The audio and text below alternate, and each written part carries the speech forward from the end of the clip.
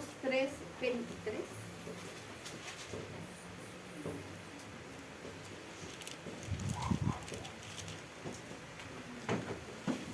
Por cuanto todos pecaron, están destituidos de la gloria de Dios. Del 23 al 25. Amén.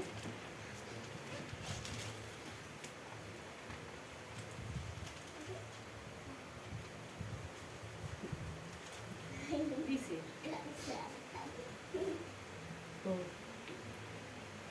por cuanto todos pecaron y están destituidos de la gloria de Dios, siendo justificados gratuitamente por su gracia, por la mediante la redención que es en Cristo Jesús, al cual Dios ha propuesto en propiciación por la fe en su sangre, para manifestación de su justicia, atento a haber pasado por alto en su paciencia los pecados pasados. Muy bien, tenemos nosotros, estamos recordando algunas profecías, pero las profecías de la venida de la segunda, bueno, del arrebatamiento, no es la segunda venida, sino es el arrebatamiento, porque el Señor no va a pisar la tierra, sino va a quedar en los aires. Ajá. En el arrebatamiento tenemos otra profecía para el arrebatamiento, y esa profecía es que el anticristo, para poder mostrarse al pueblo de Israel, tiene que tener paz. Él les va a hablar de paz y les va a hablar va a ayudarlos a poder, que ellos están en problemas de guerra y los va a poder ayudar. En 50 años, Jerusalén no ha estado en guerra. Y el día de ayer, a las 7 de la mañana, fue bombardeado. Entonces, si el anticristo va a hablarles de paz, y ellos no tenían problemas, y ya apareció quién es el mediador y todo, nos damos cuenta que otra profecía se vuelve a sumar a la línea de las profecías de los últimos tiempos. Entonces, ¿qué es lo que estamos nosotros haciendo con esto? Esperando el arrebatamiento, solamente. ¿Y qué es el arrebatamiento? El arrebatamiento es el rapto de los hijos de Dios para la venida de nuestro. Es el rapto, dice que la palabra de Dios, que nosotros seremos arrebatados para ser librados, perdón, se me fue por un momento el libro, para ser librados del juicio que vendrá. Porque la palabra de Dios nos habla que va a haber 3 años y medio de tribulación en esta tierra, en donde Apocalipsis nos enseña que van a ser derramadas sobre la tierra las copas de juicio. ¿Qué es esto? ¿Cuáles son las copas de juicio? Nada más lo voy a mencionar. Pongamos atención porque esto es muy importante para poder entender. La gente se pregunta y dice, ¿por qué Dios no castiga de inmediato, como en el Antiguo Testamento? ¿Por qué en el Antiguo Testamento alguien hacía algo malo y de inmediato Dios castigaba? Nosotros podemos leer el Antiguo Testamento y, por ejemplo, si el arca iba caminando y alguien tan solo quiso tocarla para que no se cayera, en ese momento fue fulminado, fue muerto. En otra ocasión, en el Antiguo Testamento, el pueblo de Israel comenzó a adorar a otros dioses. Moisés se para y les dice, a ver, decidan quién va a adorar. Los que decidan adorar a ese Dios, quien crean que ese es su Dios, pónganse de este lado. Y quienes no crean que ese es su Dios, que su Dios es Jehová, pónganse de este. Y los que se pusieron de este lado, la tierra se abrió y se los tragó. Y en el Antiguo Testamento la ley era muy rígida. La pregunta es, ¿el poder de Dios bajó ahora en este tiempo? ¿O por qué no se castiga igual? ¿Por qué nosotros podemos vivir fastidiando el perdón de Dios? Y podemos vivir sin sufrir las consecuencias. Y digo fastidiando porque Dios es muy rígido. Dios es muy fuerte. Pero nosotros, ¿por qué podemos vivir viviendo en el límite? de la paciencia de Dios. ¿Por qué? ¿Ustedes no se lo han preguntado? Bueno, porque en este tiempo el Señor nos ha permitido unas copas, el Señor tiene en el cielo unas copas de juicio. Porque el tiempo de la gracia, el tiempo gratis, Dios nos ha dado un tiempo de perdón. Como el tiempo, el pueblo de Israel sí conocía la ley, porque a ellos se les fue dada en el monte. En el monte Sinaí se les fue dada la ley y se les fueron dadas las reglas. Pero nosotros, los que no somos judíos, a nosotros no se nos fue dada la ley, nosotros no la conocíamos. A nosotros no se nos fue enseñada. Entonces el Señor, gracias a eso, extendió a nosotros su misericordia. Decir, ok, tú no sabes que esto es pecado, pero lo que tú hagas solamente lo voy a poner en una copa, lo voy a guardar aquí, para que tú pidas perdón por esto. No va a caer sobre de ti, pero tu copa de juicio va a estar lista, porque Dios es justo. Dios no va a castigar al pueblo y a otros no los va a castigar. Entonces Él pone en el cielo, tiene una copa de juicio y una copa de misericordia, en la cual está siendo llenada por todas nuestras decisiones. Tú haces algo mal y no te arrepientes, está en la copa de juicio. Tú estás pecando y tú en la insistencia de no arrepentirte, no significa que no vayas a ser castigado, solamente está esperando en la copa de juicio. Uno está fallando, no significa que el juicio de Dios no vaya a caer sobre nosotros, solamente está en la copa de juicio. Estos pecados que están en la copa de juicio, que son muchos, son los que van a ser derramados sobre la tierra. Y entonces la tierra va a vivir el pago de sus pecados. Y todos aquellos que no se hayan arrepentido van a vivir el juicio de Dios por los pecados. Por eso es que la tierra va a tener un problema muy grande, una destrucción muy grande, porque son muchos los pecados que se han acumulado. ¿Qué es lo único que detiene el juicio de Dios? El Espíritu Santo y su misericordia. Su misericordia es lo único que detiene. Cuando esta misericordia sea quitada, entonces la copa que rebosa, ya el juicio va a ser derramado. Y nosotros vamos a ser juzgados, o la gente que se quede va a ser juzgada. Pero antes de que esta misericordia sea quitada, el Señor dice que con voz de ángel y con trompeta de Dios va a descender en las nubes y va a sonar una trompeta, y entonces todos los que estamos en la tierra y los que han dormido, que son los que están muertos, dice que van a ser transformados en un abrir y cerrar de ojos. En un abrir y cerrar de ojos van a ser transformados, y dice que los muertos en Cristo son los primeros que van a resucitar, y después los que estamos vivos vamos a unirnos con ellos y vamos a ir al cielo. Esa es la promesa de Dios. Ya la hemos leído. De hecho, ya les di las citas. Ajá. Pero ¿qué es lo que pasa con esto? Ok, cuando nosotros seamos arrebatados y seamos llevados al cielo, entonces todos aquellos que se burlaron de Dios, que se atrevieron a reírse de su nombre, Él va a ser revelado. Pero no va a ser revelado en misericordia, sino va a ser revelado en juicio. Va a ser como ese papá que les dijo, estate quieto y no atiendes, estate quieto y no atiendes. Y de repente se les va acercando con un no les tocó, con un cinturón, se va acercando y no entiende. Y ya cuando ven que de veras es verdad, es porque ya no hay escapatoria. Es porque ya está enfrente de nosotros. Es justamente lo que les va a pasar. Justamente lo que va a pasar en la tierra.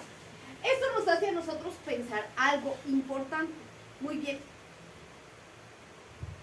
¿Cuál de nuestros pecados está en la copa de juicio? que no ha sido limpiado. ¿Cómo nosotros podemos saber? Cuando nosotros, ahorita leímos Romanos 3:23, porque nos da una clave esencial para todo el cristiano. O sea, no creo que solamente les voy a hablar de juicio, no. Para nosotros aún estamos en el tiempo de la gracia, en donde nosotros podemos ser redimidos. Entonces, si usted está atento, usted va a saber cómo librarse de esto. Amén. Nosotros vamos a saber cómo huir de esto. Porque el juicio es para aquellos quienes han cometido pecado y quien no quiere arrepentirse de su pecado. Aquellos que no tienen ningún interés de hacerlo. Aquellos que les conviene más o que desean estar en pecado. Porque es lo que han decidido.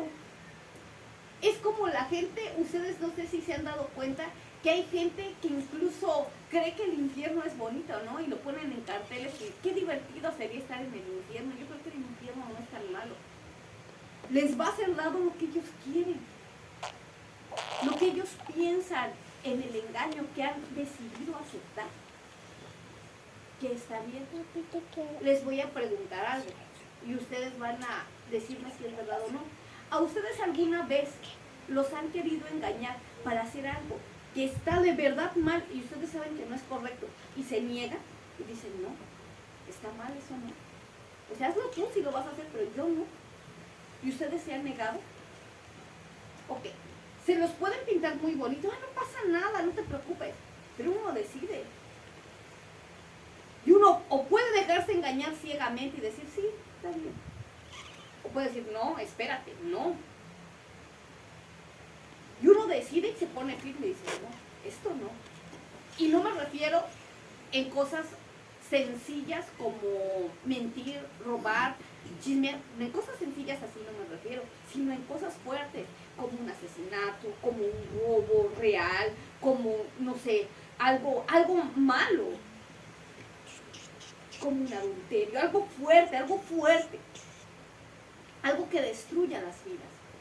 Y nosotros nos ponemos a pensar y nos ponemos a decir, ok, hay cosas como por ejemplo drogas, cosas que de verdad nos pueden hacernos perder en un día, en un momento. Cuando nosotros decidimos no ser engañados, nosotros decidimos por la misericordia de Dios. Así ustedes y yo, en este tiempo, hemos decidido no ser engañados. Entonces este juicio va a ser para los que han dejado ser engañados. Les voy a decir, todos sabemos que existe Dios y todos sabemos que existe el diablo, todos. Y todos sabemos que el diablo nos habla de mal. Y la gente que decide voluntariamente ser mala, o sea, es de su voluntad, no está siendo engañado. El juicio va a caer sobre ellos. Y déjenme decirles que se ha sumado más y más y más y más gente a esta decisión. ¿Cuántas gentes ustedes ven que no les da vergüenza decir que son satánicos? ¿Cuántas gentes ustedes ven que no les da vergüenza decir que adoran a la muerte? Porque es lo más común en sí, porque es lo más común. Porque en otros tiempos nos hubiera asustado a todos, cualquiera hubiera corrido porque lo mencionaran. Pero ¿cuánta gente en este tiempo no le da pena decir que es homosexual? Y lo presume, hasta declara sus derechos. Les voy a decir, en un rato, la gente que viola niños, no les va a dar pena decirlo. Porque la perversidad está avanzando a tal grado que aún ahora ellos están reclamando sus derechos de enamorarse de niños, de casarse con niños pequeños y ya no verlo como pecado. Entonces nosotros nos damos cuenta de cómo se está corrompiendo la mente humana y el corazón de la gente y de por qué el juicio de Dios está al pie de la puerta. Pero volvemos a lo mismo. A nosotros en los castigos nos ha tocado de ellos? En algún castigo en su casa, usted no tocó librarse que le dijeron, pero no fuiste tú, vete para allá, ahorita le voy a dar a este, ¿sí? De que le dijeron, estaban haciendo travesuras, pero usted dijo, no, yo no voy a hacer ninguna travesura. Y sus papás dijeron, ok, voy a castigar a otro, pero a ti no, tú hazte un lado, voy a castigar a tu hermano, o a tu primo, o a otro familiar. Y ustedes se sintieron, ay, me libré. Pues eso es lo que va a pasar en el rapto. Simplemente en el castigo. El Señor, dice Mateo, que va a decirle a sus ovejitas, va a dividir las ovejitas de los cabritos. Lo dice así, también ya lo hemos estudiado. ¿Cómo dividir las ovejitas de los cabritos? La palabra de Dios dice que Él deja crecer a justos e injustos en un mismo lugar. A los hombres malos y a los hombres buenos de Dios los deja caminar juntos. O sea que nosotros podemos estar en la casa de Dios, pero eso no nos dice que nosotros somos salvos. Nosotros podemos estar en la casa de Dios, pero eso no nos dice que nosotros nos vamos a ir en el rapto. O nosotros hemos encontrado el perdón. ¿Por qué? Tenemos nosotros el ejemplo del trigo y la cizaña. ¿Lo han leído? ¿Sí? Quien no lo ha leído, lea las parábolas en Mateo. Mateo, Marcos, Lucas y Juan les habla de esto, del trigo y la cizaña. Y nos habla acerca de que el trigo y la cizaña crecen juntos. De tal manera, le dice, llegan los que trabajan en el campo y le dicen al dueño del campo, Señor, vino un enemigo tuyo de noche y sembró cizaña en donde estaba el trigo. ¿Lo cortamos? Y él les dice, no, déjenlos crecer juntos. No sé que el momento de que lo corten, arranquen también el trigo. Déjenlos crecer juntos. Cuando llegue el tiempo, sabremos quién es trigo y quién es cizaña. Dice, y la cizaña será separada y el trigo será separado en manojos diferentes. La cizaña, ¿qué va a ser? Echada al fuego y hollada. Y el trigo va a ser guardado en la vida. Entonces nosotros vemos que crecen juntos. Vemos que están en el mismo lugar. Y vemos que están en la misma iglesia. Pero la pregunta es, ¿quién es trigo? ¿Quién es cizaña? Pero la pregunta no es, yo tengo que ver quién es trigo, a lo mejor mi hermano será trigo. No, la pregunta es para mí. Yo tengo que preguntarme, Isaí, ¿tú serás trigo o serás cizaña? ¿Tú eres trigo o eres cizaña? ¿Yo soy trigo o seré cizaña? Bueno, pues mientras crecemos no nos preocupa, pero cuando ya vemos que el asadón viene para cortarnos, ahí sí es de preocuparse y decir, ¿seré trigo? ¿Me voy a ir? ¿Y cómo nosotros podemos saber si somos trigo o somos cizaña? Si somos cabritos o somos ovejas.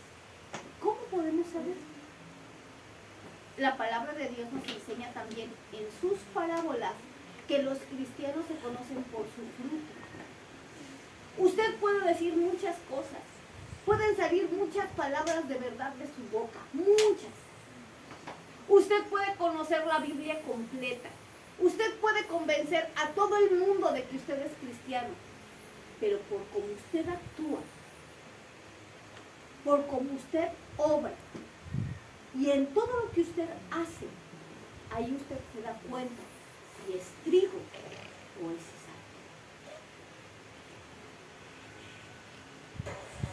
cizaña. ¿Cuáles son mis frutos? ¿Cómo me comporto? ¿Cómo soy? Ahora déjenme decirles, ¿me puedo comportar yo bien frente a mis papás? ¿Verdad? Pero en la escuela, en la calle o en el trabajo, ser una persona diferente. ¿Me puedo comportar yo bien frente a mi familia? ¿Verdad? Pero en mi celular, en mi vida personal o entre mis círculos de amigos, será alguien diferente. Estamos hablando del fruto de nosotros y de nuestro reconocimiento en saber quién soy yo. Hermano, a mí no me afecta que usted sea cizaña, porque yo estoy comprometida con mi vida. Mi vida es la que me va a llevar al Señor. Si usted se va o se queda, a mí no me va a afectar. Me va a afectar lo que yo haga con mi vida. De mi vida depende si me quedo o me voy. De mi vida. Entonces, quien se debe de preocupar de su vida es usted como persona. Quien se debe de preocupar de sus frutos es usted. Cada uno de ustedes debe de preocuparse de su vida y de sus frutos. Le voy a preguntar, ¿a mí me afecta que usted mienta? ¿A mí me afecta que usted robe? Pero a mí me afecta mentir. Sí. ¿Y a mí me afecta robar? Sí.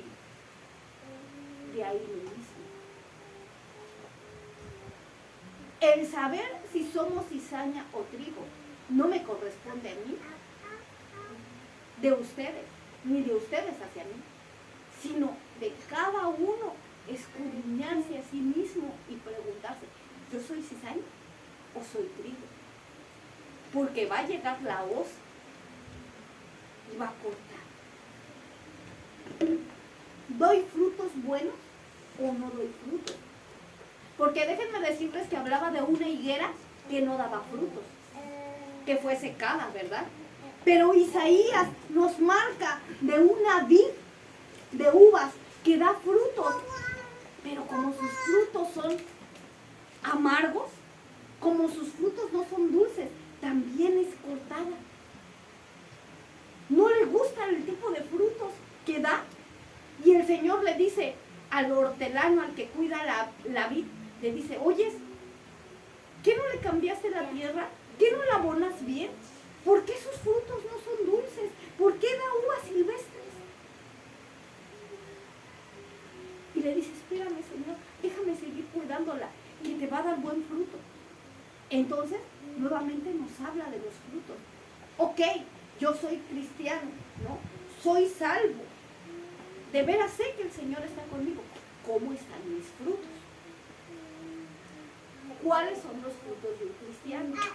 Paz, amor, benignidad, paciencia, bondad, fe. Por eso es por lo que les pido que lean su Biblia.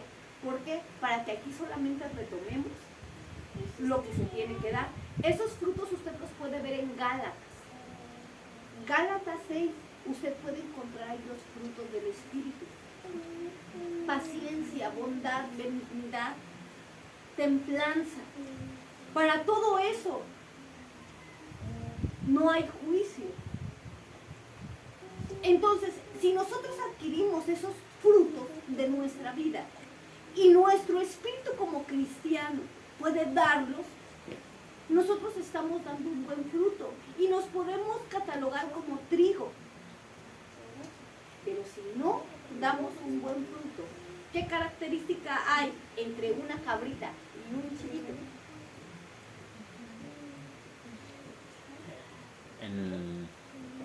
Pues mucha. ¿Sí? Mucha, sí. A ver, hermano, denos unas características. Una da lana y otra no da lana. Frutos, otra vez.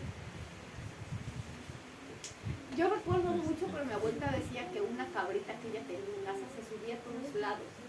Dice que se subía, que daba una lata, destruía, mordía, deshacía. Y sin embargo los borreguitos son mansos. Hasta cierto punto. Hasta cierto punto. Hasta cierto punto. Pero en la vida, bueno, en el rebaño, volvemos a lo mismo. Nosotros, como cristianos, como pueblo de Dios, ¿qué somos? ¿Qué somos? Vea sus frutos. Usted es una cabrita, es un rebelde sin causa, un desenfrenado. Yo era una cabrita. Una cabrita.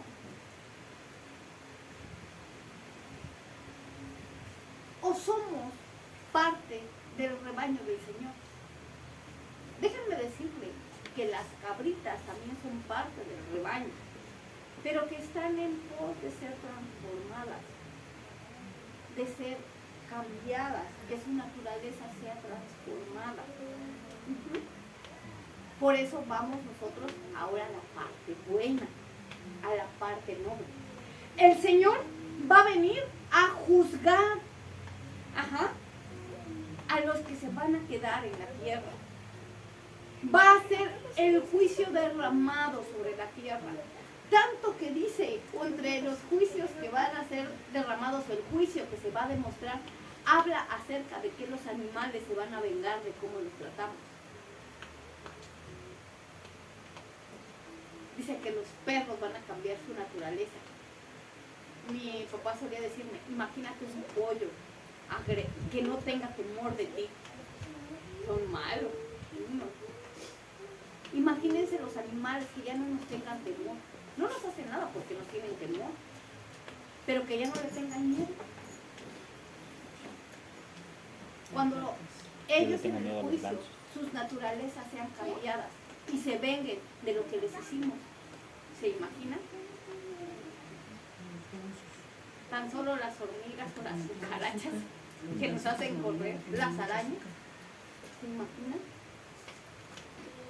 Y estamos hablando de cosas pequeñitas porque hay más grandes. Y Él nos habla como parte del juicio. Ahora nosotros pensemos humanamente. ¿Yo qué soy? Eso es lo primero que debemos de pensar. ¿Yo voy a ser salvo del juicio o no voy a ser salvo del juicio? Eso es preocupante. Por eso es por lo que leímos Romanos 3:23. Volvamos a leer, hermanos, por favor. Gracias. 3:23. Vamos a leerlo todos juntos, como soldados. 3:23 al 25 dice: por cuanto todos pecaron y están destituidos de la gloria de Dios. El pecado nos separa de Dios. El siguiente dice, siendo justificados gratuitamente por su gracia, mediante la redención que es en Cristo Jesús. Hasta ahí. Vamos a leer nuevamente el anterior. Siendo Justificados gratuitamente por su gracia, mediante la redención que es en Cristo Jesús. Un momento, ahí. Siendo justificados gratis. O sea que la salvación no te la van a cobrar. Es gratis. La salvación no equivale a que tú ofrendes o no ofrendes. No te preocupes. A que tú diezmes o no diezmes, no te preocupes. A que tú aportes o no aportes en la iglesia, no te preocupes. Es gratis. Es tu regalo. Es tu don. Es tuyo. No tiene que ver nada con lo económico. No eres pobre, no es si eres pobre, si eres rico, no si eres alguien con poder adquisitivo o con un título. No importa quién seas. La salvación es gratis. Siendo Por su justificados gracia. Gratuitamente. ¿Por qué? Por su gracia. Por su gracia. Mediante la redención que es en Cristo Jesús. O sea que por el perdón de Cristo Jesús es tu regalo. ¿Ok? Para poderte ir con el Señor, solamente tienes que ser salvo. Eso es fabuloso. Para poder ser libre del juicio, solamente tienes que ser salvo. ¿Qué dice? Un punto, ya la hice. No, ya, porque soy salvo. Porque tengo el perdón de Jesús en mi corazón. Ese es mi regalo. O sea, ya la hice. Sigamos la siguiente y dice: A quien Dios puso como propiciación por medio de la fe en su sangre, para manifestar su justicia a causa de haber pasado por alto en su paciencia los pecados pasados. Estamos hablando de una copa de juicio de pecados pasados, ¿verdad? Que nos preocupan a nosotros, ¿sí? Y estamos hablando acerca de qué es lo que pasa nosotros siendo salvos y siendo cristianos, ¿verdad? ¿Qué es lo que pasa entre ser cabritas y ser ovejitas, ¿verdad? Entre ser cizaña y entre ser trigo. Ok, aquí está el secreto, en este versículo. A quien Dios puso como propiciación por medio de la fe en su sangre. Este es el secreto. Nosotros no podemos caminar por la ley de la palabra de Dios. Es difícil cumplir los mandamientos de Dios. Muy difícil. Es muy difícil que yo como cristiano cumpla los mandamientos de Dios, la ley de Dios. Es casi imposible en algunos casos. Por eso dice que la ley nos enseñorea de nosotros y nos toma, dice Romanos 8, y nos cautiva y dice que nos hace unos esclavos, nos lleva cautivos de la ley por causa de nuestro pecado. Romanos nos enseña que es muy difícil cumplir la ley, pero aquí es el secreto. Quien Dios puso a Jesucristo como propiciación por medio de la fe En su sangre. en su sangre. ¿Para qué? Para manifestar su justicia a causa de haber pasado por alto en su paciencia los pecados pasados. ¿Cómo? El perdón de nuestros pecados pasados es un acto de fe.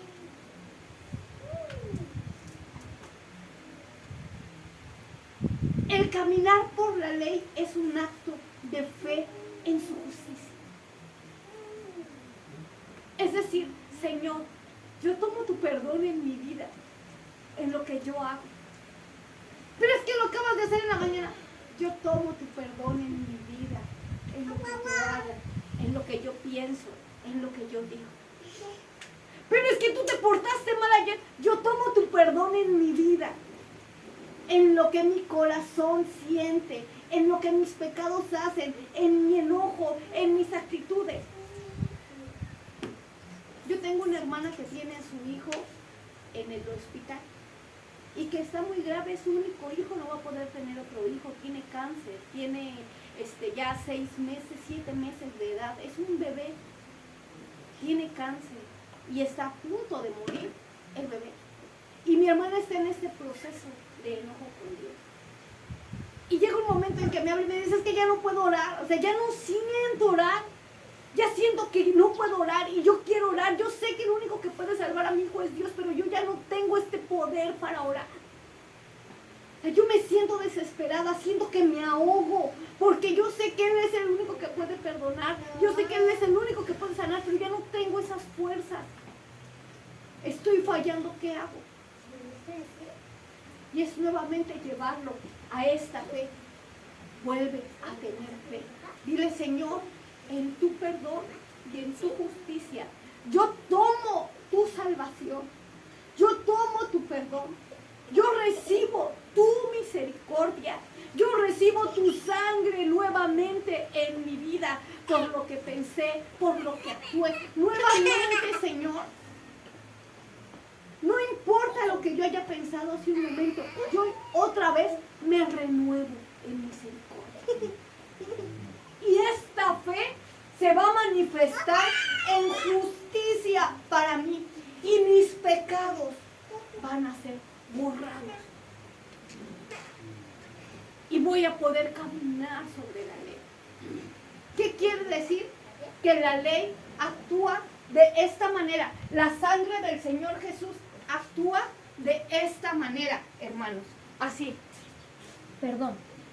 La sangre del Señor Jesús actúa en esta manera. Nosotros no podemos pasar, pero su sangre nos pone el camino para pasar.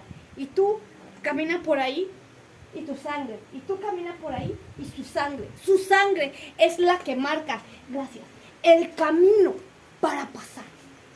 Si nosotros usamos su sangre, nosotros podemos ser librados del juicio. Pero su sangre tiene que ser usada en un acto de fe, en un acto de perdón, en un acto de misericordia. ¿Qué quiere decir? Que si tú vienes mal hoy por algo que hiciste equivocado en casa, alguna situación que tú sientas que te ha alejado de Dios, ¿qué quiere decir? Es que yo no leí otra vez en toda la semana la Biblia. Es tu momento de arrepentirte. Hoy es tu momento de arrepentirte. Si tú dices, es que yo no oré en toda la semana, hoy estás en su casa. Es tu momento de tomar la fe y de arrepentirte. Es tu momento de dar el paso por fe a través de la sangre y en la justicia de Dios. Pero es que yo sentí que el Señor no me contestó. Es tu momento de arrepentirte hoy, ahorita. Es tu momento de tomar por medio de la fe la propiciación de su sangre. Y eso te va a ayudar a ser salvo de tus pecados pasados. Entonces nosotros, ¿qué es lo que tenemos que hacer? Creer y decirle, Señor, yo tengo tu sangre, yo acepto tu sangre, yo te pido tu sangre. Y esa sangre es la que nos va a ayudar a resucitar en el día posterior. Hermanos, la transformación de este momento es única. La transformación del rapto va a ser en un abrir y cerrar de ojos. Y nosotros tenemos que estar perdonados. Así es que, si usted, hermano, tiene miedo de quedarse en el rapto y recibir 3 años y medio de tribulación, yo le recomiendo que usted practique el perdón de la sangre del Señor Jesús. Que usted no se preocupe, que usted se ocupe, porque aún tiene vida, aún está vivo, aún usted puede caminar por las calles libremente sin que haya sido el rapto. Entonces tiene la oportunidad de pedir perdón, la oportunidad de tener la sangre. Y mientras usted tenga la cobertura de la sangre, esa sangre os será por señal para el día del rapto. Y usted será llamado por la sangre que tiene en su vida. Entonces usted, todos los días, en todo momento, ponga la sangre del Señor Jesucristo, que es su perdón. No es una sangre literal, es una sangre que no se ve. Pedir la sangre y el perdón del Señor Jesús en nuestro corazón, y Él nos va a librar del juicio que se viene a la tierra. Y Él va a decir, voy a limpiar, voy a cuidar a mi hijo, lo voy a salvar. Entonces, nosotros, si usted puede pedir usted el perdón, cierre usted sus ojos y vamos ahora. ¿Sí? Cierre sus ojos.